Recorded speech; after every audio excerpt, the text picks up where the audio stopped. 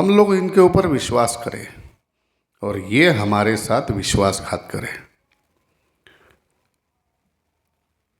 हम ये सोचते हैं कि हमारी संस्कृति हम कैसे बचाएंगे। इसके लिए सरल उपाय है। वेदों के सम्मत ग्रंथ है, वेद है, श्रीमद् भगवत गीता है, अपने बालकों को आनी चाहिए। हमारे सनातन हिंदू धर्म के लोगों को श्री राम प्रभु के दादा परदादा का नाम पता नहीं होता है ना। कई लोगों को तो हमारे सनातन धर्म का सिद्धांत क्या है ये पता नहीं है। इन्होंने इतने अन्याय किए हैं, इतने गुरुकुलों को समाप्त किया, और उसके पश्चात हम क्या कहते हैं, अच्छे हैं हम लोग, हम भगवान का भजन भी करते हैं, प्रभु पर विश्वास रखते हैं, लेकिन वो विश्वास हमारा अधूरा होता है। ये बात को ध्यान रखना। हम सोचते हैं कि भगवान हमारी रक्षा करेंगे। अरे भाई, भगवान रक्षा करते हैं, लेकिन भगवान ने इस धरती को, धरती के हर जीव को कर्म की प्रधानता दी है। बिना कर्म करे तुम्हारी रक्षा भगवान नहीं करेगा। या तो परिपूर्ण समर्पित हो, आधे तो हम प्रपंच के लिए समर्पित है, परिपूर्ण नहीं है, और सभी ऐसे नहीं करने चाहिए, इसलिए भगवान सभी के लिए नहीं रहते हैं। और भगवान के रूप में यदि भगवान इस धरातल पे उतरे भी किसी के रूप में, साक्षात परमात्मा यदि किसी महामानव के रूप में उतरे भी धरा पर, और वो तुम्हारी रक्षा के लिए तैयार है, तुम उनको वोट नहीं करोगे और घर में से निकलोगे नहीं। उन लोगों के वोट जो है एकत्रित होते हुए वो सारे पड़ेंगे उनको सपोर्ट करने वालों को, और हमारे हिंदुओं के वोट बटेंगे।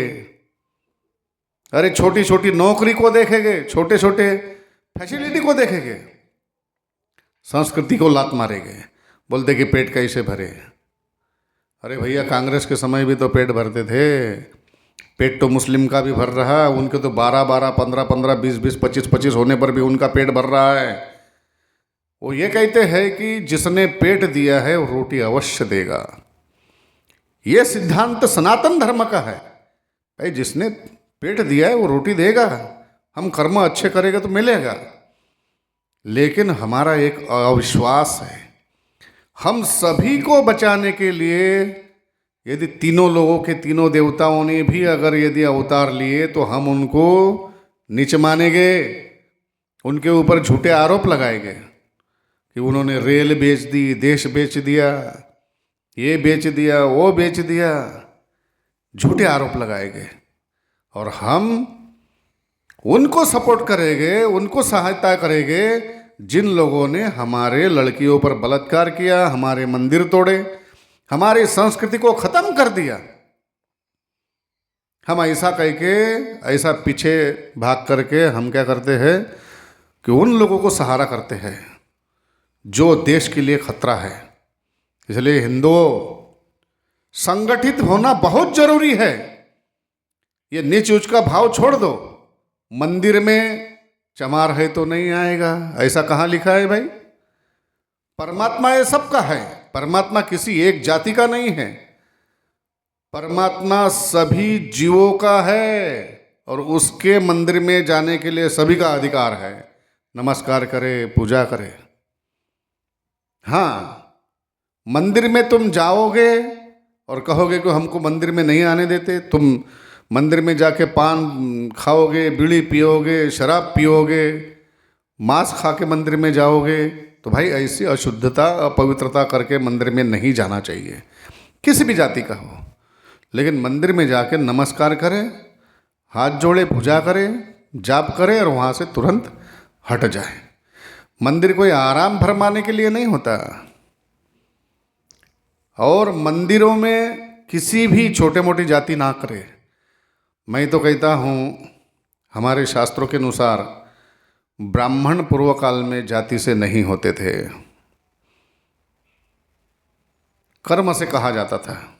हर मानव को ब्राह्मण और ब्राह्मण सस्ते पैसे पे नहीं बनता भाई। ब्राह्मण को गुरुकुल में जा कर के पढ़ाई करनी पड़ती है, माँ बाप को छोड़ना पड़ता है ना। माँ बाप को छोड़ना पड़ेगा। तुम लोगों को यदि धर्म संस्कृति की रक्षा करनी है तो अपने बालकों को 5-5, 6-6 साल के लिए गुरुकुलों के संस्कार दो। गुरुकुलों में पढ़ाई करिए। और गुरुकुलों की पढ़ाई ऐसी होती है कि तुम्हारा भविष्य सुखदायक होती है। तुम्हारे भविष्य में तुम्हारे बालक तुम्हारी सेवा करेंगे, तुम्हारी मर्यादा रखेंगे। तुम्हारी लड़कियां भी, उन पर भी अच्छे संस्कार पड़ेंगे, वो भी सास की ससुर की सेवा करेंगे।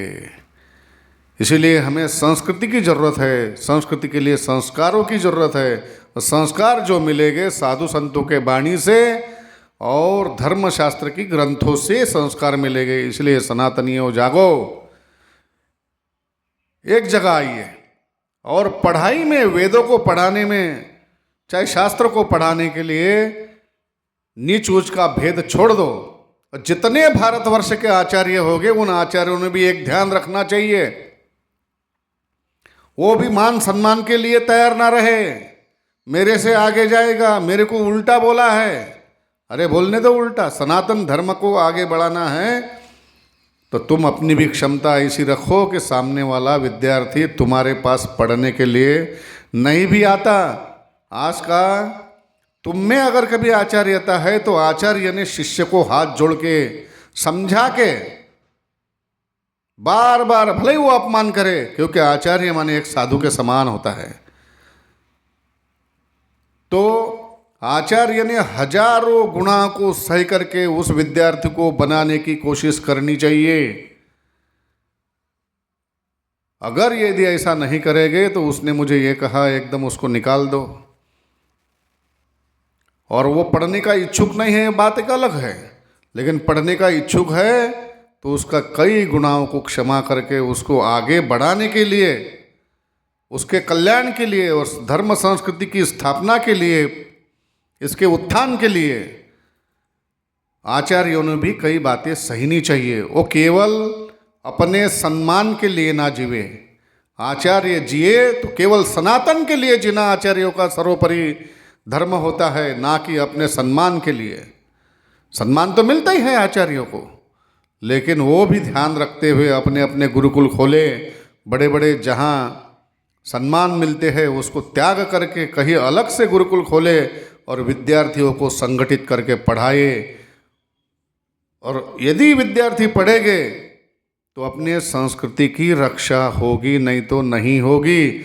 और सनातन धर्म के लोगों ने भी अपने बच्चों को गुरुकुलों में पढ़ाने की कोशिश करनी चाहिए, प्रयत्न करने चाहिए।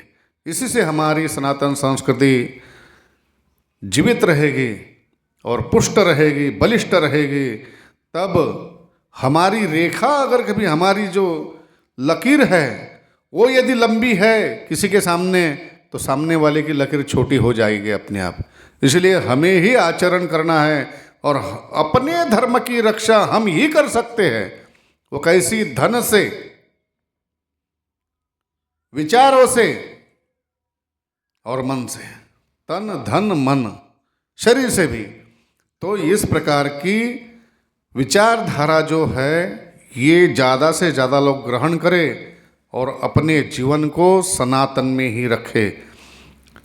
और क्यों कि परधर्मो भयावह, दूसरे का दूसरा धर्म जो होता है वो बहुत विनाशकारी होता है नया धर्म में। इसलिए स्वयं के धर्म को ही धारण करके चले, अन्य के धर्म को स्वीकार ना करे और उसको बराबरी का दर्जा ना दे।